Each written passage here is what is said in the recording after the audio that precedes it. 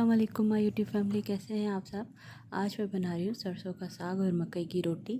जिसके लिए सबसे पहले जो है वो मैंने साग को ऐसे करके ये डंठल के साथ जो है वो मैंने कट कर लिया। मैंने और अम्मी ने साथ मिलके साग को कट किया। उसके बाद मैंने अच्छे से वॉश कर लिया और 2-3 पानी से वॉश कर लिया था मैंने साग को, और पानी को गर्म करने के लिए रख दिया था।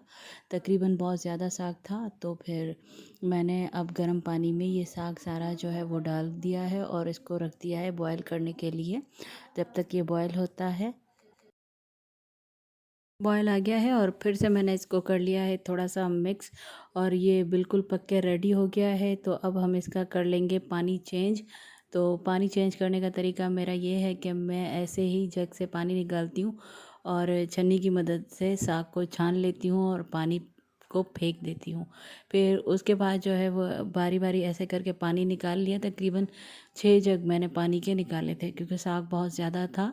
तो ऐसे करके मैंने सारा पानी निकाल लिया और साग को कर लिया सेव, जो साग था पानी में। फिर उसके बाद यही साग उठा के मैंने फिर से दूसरे साग में ऐड कर लिया, और उसके बाद जो है मैंने उसमें फ्रेश पानी ऐड किया। ये देखें, मैंने ये सारा साग जो है उठा के इसमें ऐड कर दिया है, और काफ़ी धुआं धुआं हो रहा था। बहुत बड़े देगचे में मैंने बनाया था साग, और साग हमारे घर में तकरीबन ज़्यादा क्वांटिटी में बनता है। तो मैंने इसमें फ़्रेश पानी ऐड कर लिया, और फ्रेश पानी ऐड करने के बाद जो है हम इसमें दूसरी चीज़ें ऐड करेंगे, जो कि है पालक, बथुआ और हरी मिर्ची। ठीक है, बथुआ जो था वो मैंने फ्रीज़ कर लिया था, कुछ दिन पहले ही आया था। तो और हरी मिर्च भी तकरीबन 1 पाव के करीब थी, और 1.5 किलो के करीब पालक थी। 1.5 केजी पालक और 1.5 केजी बथुआ। ठीक है, ये सारी चीज़ें ऐड कर ली, ऐड कर लूँगी इसमें। मैंने बथुआ भी ऐड कर लिया और पालक भी ऐड कर ली, और अब इसका पानी मैं चेंज नहीं करूँगी, और बस ये पकेंगे और बॉयल होंगे। तकरीबन 1 पाव के करीब हरी मिर्ची थी, वो भी मैंने इसमें ऐड कर दी। और अब मैं इसमें ऐड कर दूंगी नमक, तकरीबन 2 टेबल स्पून के करीब नमक था। तो अगर आपको कम लगे तो आप ज़्यादा नमक ऐड कर सकते हैं, वैसे 2-2.5 टेबल स्पून बिल्कुल सही था नमक मेरे लिए। तो अब मैं इसको कर लूँगी मिक्स, और मिक्स करने के बाद जो है ये तकरीबन आधा घंटा और पकेगा। आधा घंटा या 1 घंटा और पकेगा, क्योंकि हमारा साग तो पहले अच्छी तरह से पक चुका है। तो पालक और बथुए को गलने में तकरीबन आधा घंटा काफ़ी है। ठीक है, फिर से मैं इसको कर लूँगी कवर, और कवर करने के बाद जो है वो पकता रहेगा ये। और अब देखिए ये पक गया है। आप चाहे तो इसको ठंडा होने दें, नहीं तो इसको गर्म ही छन्नी की मदद से छान लें। अच्छे से इसका पानी निकाल लूँगी और इसको कर लेंगे ग्राइंड। ठीक है, पानी निकाल लेंगे। तो छन्नी की मदद से बहुत आराम से पानी निकालिएगा, आपका हाथ ना जले, क्योंकि मेरे बेवकूफ़ी की वजह से 2-3 बार मेरे हाथ जल चुके हैं। ठीक है, फिर हम इसको कर लेंगे ग्राइंड। अगर आप ग्राइंड नहीं करना चाहते तो आप इस साग का पानी जो है वो इसी को ही खुश्क करके और इसको घोटने की मदद से घोट लीजिएगा। ठीक है, नहीं तो ग्राइंड जो साग है वो बहुत अच्छा होता है, बहुत स्मूथ, और बहुत मतलब खाने में भी बहुत मज़े का होता है। ठीक है, उसके बाद जो है वो मैंने मिक्स कर लिया इसको, और फिर से मैं इसको कर लूँगी ग्राइंड। 2-3 बार जो है वो मिक्सचर चलाया और इसको कर लिया अच्छे से ग्राइंड। ठीक है, और ये देखने में कुछ ऐसा दिखता है। और फिर बारी बारी ऐसे करके मैंने सारा साग जो था वो ग्राइंड कर लिया। और उसके बाद जो है ये सारी चीज़ें मुझे चाहिए होंगी इसके तड़के के लिए। तकरीबन 2 कप देसी घी ले लिया है, और वो हम इसको अच्छी तरह गर्म कर लेंगे देसी घी को।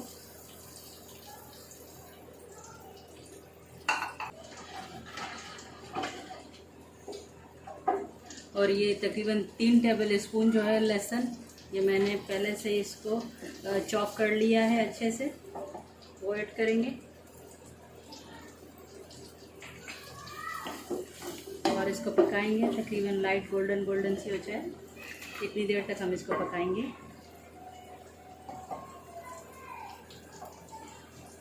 और ये 8 से 10 जो है मैंने साबित लाल मिर्ची ले ली है, ये ऐड करेंगे इसमें।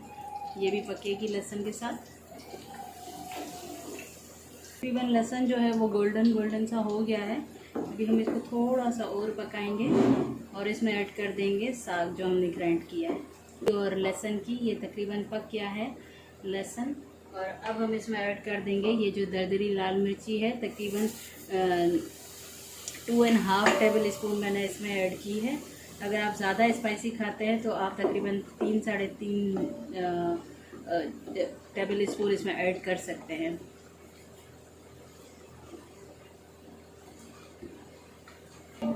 अब हम इसमें ऐड करते हैं जो हमारा साग ग्राइंड था वो। बिस्मिल्लाहिर्रहमानिर्रहीम। अब मैंने इसमें ऐड कर दिया है बारी बारी से साग ऐड, क्योंकि अगर मैं सारा एक साथ ऐड करती तो सारे घी के छींटे मेरे फेस पे आ सकते थे, इसीलिए मैंने इसमें स्लोली ये सारा साग ऐड कर दिया। और इसके बाद जो है वो हम इसको पकाएंगे अच्छे से। और अब ये जो है मतलब इस घी में पकेगा और मैं इसको भूनती रहूँगी जब तक कि इसका सारा पानी खुश्क हो जाएगा। ठीक है, अब हम इसमें ऐड करेंगे ये दही, और दही को मैं अच्छी तरह से फेंट लेती हूँ। फिर हम इसमें ऐड करेंगे ये दही। तकरीबन ये दही जो है वो 1 kg दही है।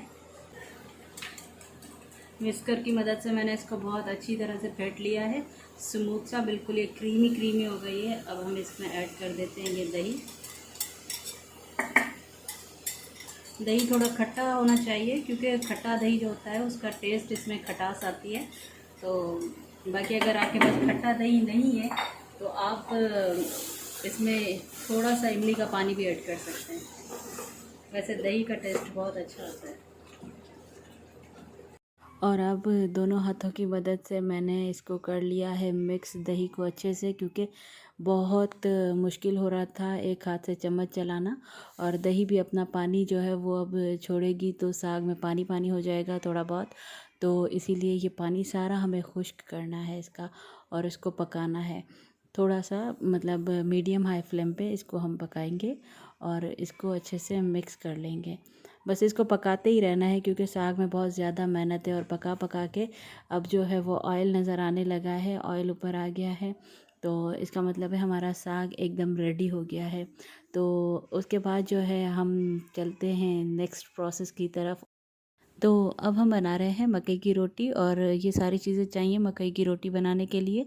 सबसे पहले जो है वो मैंने 4 कप जो है वो मकई का आटा ले लिया, और उसमें तकरीबन थोड़ा सा नमक ऐड किया, तकरीबन हाफ़ टी स्पून के करीब, क्योंकि हस्बे ज़ायक़ा नमक ऐड कीजिएगा। और उसके बाद मैंने स्लो थोड़ा थोड़ा पानी ऐड करके इसको अच्छे से गूँध लिया, एक डो बना लिया। ठीक है, तो एक सख्त सा डो बना लिया, नरम डो नहीं बनाएगा। उसके बाद मैंने थोड़ा सा ऑयल इसके ऊपर लगा के इसको तकरीबन 20 मिनट के लिए छोड़ दिया। और मेरे गांव में तो ये रोटी तकरीबन हाथ पे ही बनाते हैं, लेकिन मैं आपको जो तरीका सिखाने वाली हूँ उसके लिए मुझे चाहिए एक शॉपर साफ़ सुथरा। और मेरे पास जो था वो शॉपर था जो रेडी टू वियर पराठा है, उसका ही शॉपर मैंने साफ़ करके उस पे ये पराठा बनाऊंगी। तो आप लोग बटर पेपर भी यूज़ कर सकते हैं, कोई साफ़ सुथरा शॉपर भी यूज़ कर सकते हैं। और ऐसे ऐसे रोटी को प्रेस करते जाइएगा और बड़ी होती जाएगी रोटी, और साइडों से इसको मतलब कवर करते जाइएगा ऐसे। ठीक है, हाथों की मदद से, ऐसे दोनों हाथों की मदद से आप रोटी को भी प्रेस कीजिएगा, और ऐसे जो रोटी है वो बिल्कुल गोल हो जाएगी। उसके बाद जो है वो मैंने तवे पे थोड़ा सा ऑयल लगाया, तवे में रोटी डाल दी, और अब ये जब तक पकती है तो उसके बाद मैंने इसके ऊपर लगा लिया है ऑयल और इसको पलटा दिया है। अब इसका ये साइड पक जाएगा, बिल्कुल ऑयली हो जाएगा और एकदम पराठे जैसी रोटी बनेगी। और उसके बाद मैंने इसका दूसरा साइड पका लिया। ठीक है, बस इस रोटी को तकरीबन 2 बार ही हमें उलट पुलट करना पड़ेगा।